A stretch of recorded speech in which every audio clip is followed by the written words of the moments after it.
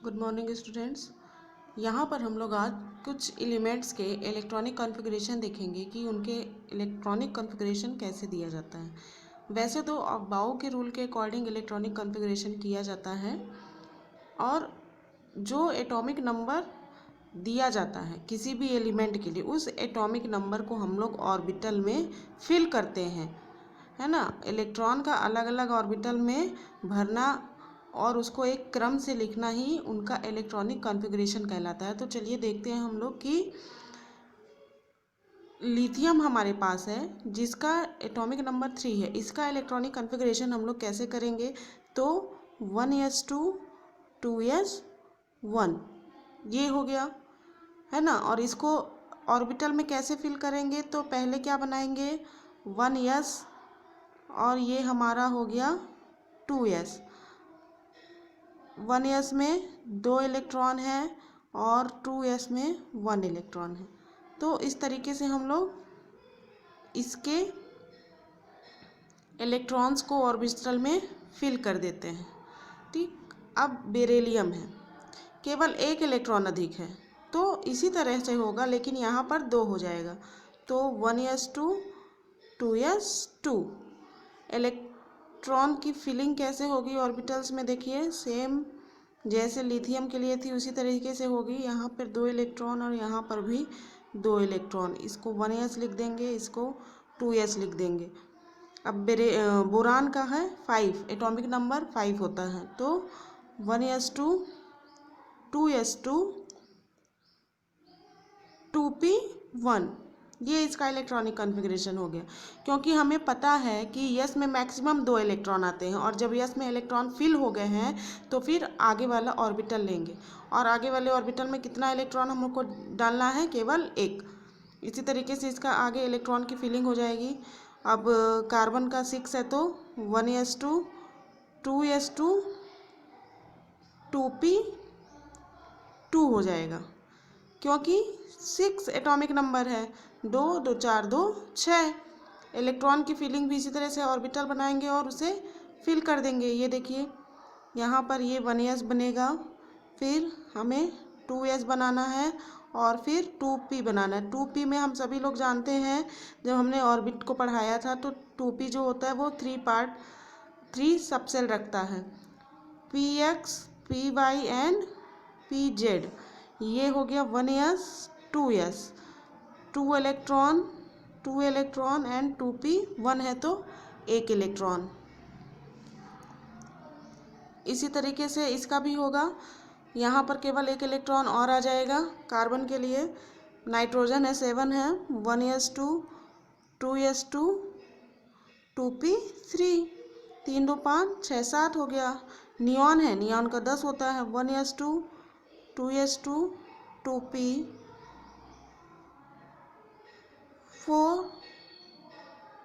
2p6 हो जाएगा। इसका 6 7 8 9 10 टोटल 10 इलेक्ट्रॉन्स हो गए। सबका इलेक्ट्रॉन की फिलिंग भी इसी तरीके से हमारे पास 1s बनेगा 2s बनेगा और 2p बनेगा अभी, और नियॉन में पूरे 6 इलेक्ट्रॉन भरे जाएंगे। अब सोडियम है, सोडियम का 11 होता है एटॉमिक नंबर। इलेक्ट्रॉन की फिलिंग इलेक्ट्रॉनिक कॉन्फ़िगरेशन कैसे करेंगे, 1s2 2s2 2p6। अब नया ऑर्बिट आएगा 3s1, तो 6 4 10 और 1 11। इस तरीके से इलेक्ट्रॉनिक कॉन्फ़िगरेशन करेंगे और उसको फिर ऑर्बिटल बना करके उसमें इलेक्ट्रॉन को भर देंगे। तो यहाँ पर हमें इतने ऑर्बिटल बनाने हैं, ये 1s 2s 2p और ये 3s। 1s में 2 इलेक्ट्रॉन है, 2s में भी 2 इलेक्ट्रॉन है, 2p में 6 इलेक्ट्रॉन है, 1 2 3 4 5 एंड 6। 3s में 1 इलेक्ट्रॉन है। ये हो गए इलेक्ट्रॉनों की फिलिंग।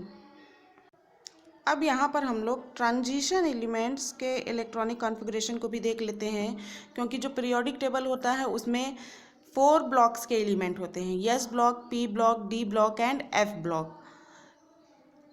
जिसका जिस एलिमेंट का लास्ट इलेक्ट्रॉन जिस ऑर्बिटल में जाता है वह उस ब्लॉक का एलिमेंट कहलाता है। तो ट्रांजिशन एलिमेंट्स में एलिमेंट का जो लास्ट इलेक्ट्रॉन होता है, एलिमेंट जैसे स्कैंडियम, इसका लास्ट इलेक्ट्रॉन किस में जाएगा, डी में जाएगा, इसलिए इसे ट्रांजिशन एलिमेंट कहते हैं या डी ब्लॉक एलिमेंट कहते हैं। तो स्कैंडियम का एटॉमिक नंबर जो होता है वो होता है 21, टाइटेनियम का 22, 23, 24, 25, 26, 27, 28, 29 एंड 30। ये इस तरीके से ट्रांजिशन एलिमेंट्स के एटॉमिक नंबर हैं। ये 3D ट्रांजिशन सीरीज़ है। अब इसका हम लोग इलेक्ट्रॉनिक कॉन्फ़िगरेशन करते हैं, बहुत ही इजी है। तो स्कैंडियम का करेंगे 1s2, 2s2, 2p6, 3s2, 3p6, 3d, 4s2। पहले 4s में करेंगे, फिर लास्ट इलेक्ट्रॉन जितना इलेक्ट्रॉन बच रहा है उसको d ऑर्बिटल में भेजेंगे, d ऑर्बिटल में भर देंगे। तो ये स्कैंडियम का इलेक्ट्रॉनिक कॉन्फ़िगरेशन हो गया। देखिए 1s2, 2s2, 2p6, 3s2, 3p6, 3d1, 4s2। ये और वाउ के रूल के अकॉर्डिंग है।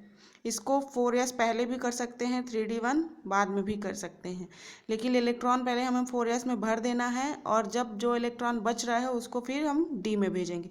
इसी तरीके से टाइटेनियम के लिए भी होगा 1s2, 2s2, 2p6, 3s2, 3p6, 3d2 and 4s2। तो आउटर मोस्ट ऑर्बिटल का हम लोग लिखते हैं 3d3 हो जाएगा, 4s2, फिर इसके लिए 3d5 हो जाएगा, 4s2। ये लास्ट आउटर मोस्ट ऑर्बिटल का इलेक्ट्रॉनिक कॉन्फ़िगरेशन लिख रहे हैं।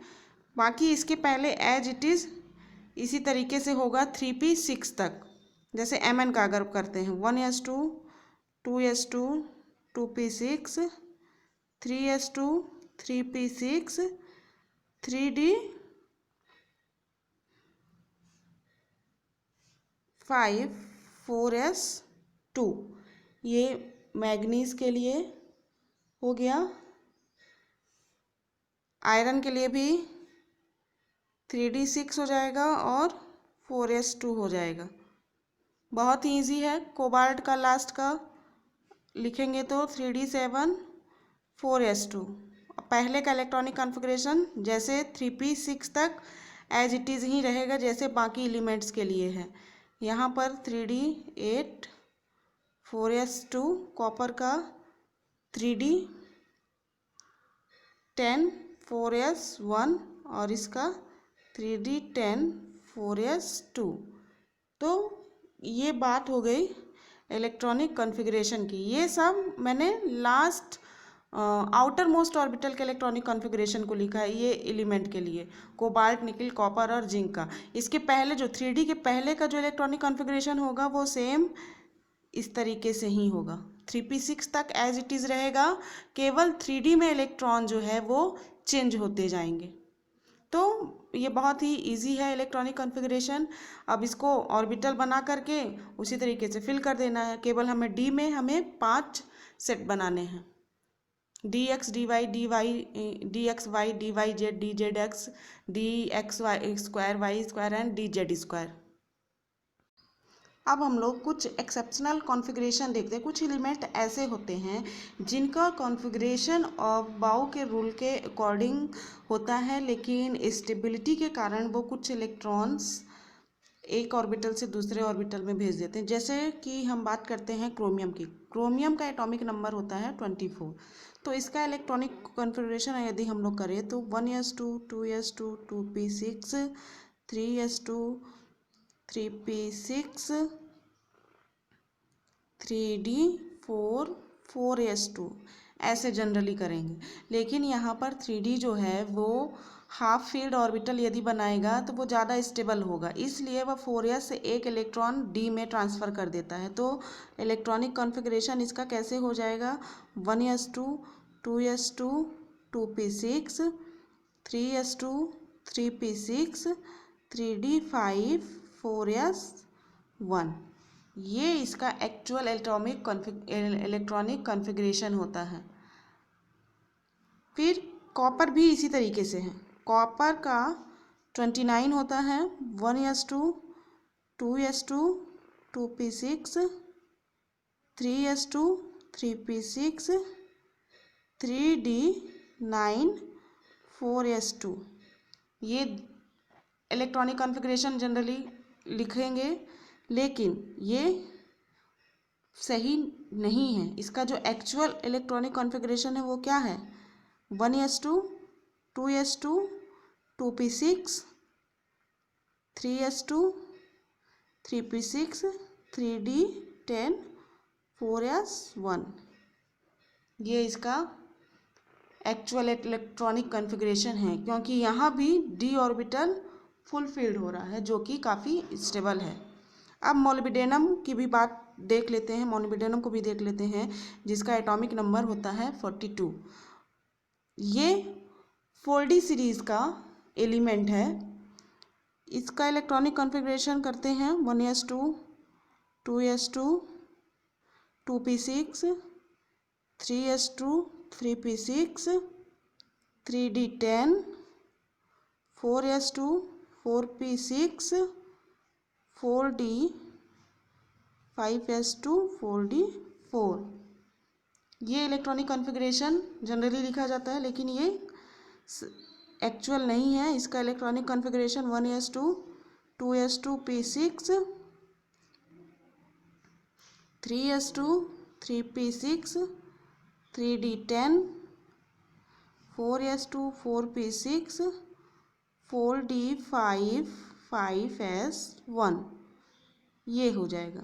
ये इसका एक्चुअल इलेक्ट्रॉनिक कॉन्फ़िगरेशन है ना। सब जगह स्टेबिलिटी के कारण ही एक इलेक्ट्रॉन यस से डी में जा रहा है। पैलेडियम का भी सेम ऐसे ही है। 46 एटॉमिक नंबर है। 1s2 2s2 2p6 3s2 3p6 3d10 4s2 4p6 4d8 5s2। ये इसका एटॉमिक कॉन्फ़िगरेशन होता है, इलेक्ट्रॉनिक कॉन्फ़िगरेशन होता है। लेकिन ये एक्चुअल में इसका जो इलेक्ट्रॉनिक कॉन्फ़िगरेशन होगा वो इस तरीके से होगा। देखिए 1s2 2s2 2p6 3s2 3p6 3d10 4s2 4p6 4d10 5s0 हो जाएगा, क्योंकि यहाँ पर इसको 2 इलेक्ट्रॉन चाहिए स्टेबिलिटी बनाने के लिए। इस वजह से जो 4d में है वो 10 इलेक्ट्रॉन हो जाएंगे। पहले 8 थे। ये वाला जो होगा सही होगा। सिल्वर की यदि बात की जाए तो सिल्वर का 47 एटॉमिक नंबर होता है। इलेक्ट्रॉनिक कॉन्फ़िगरेशन इसका क्या रहेगा?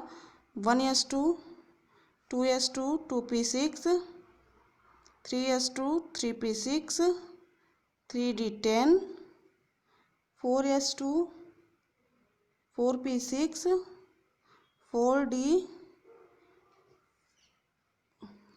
4d9 5s2। ये इसका इलेक्ट्रॉनिक कॉन्फ़िगरेशन जनरली लिखेंगे, लेकिन ये एक्चुअल नहीं है। जो इसका एक्चुअल इलेक्ट्रॉनिक कॉन्फ़िगरेशन है, बताइए क्या होगा?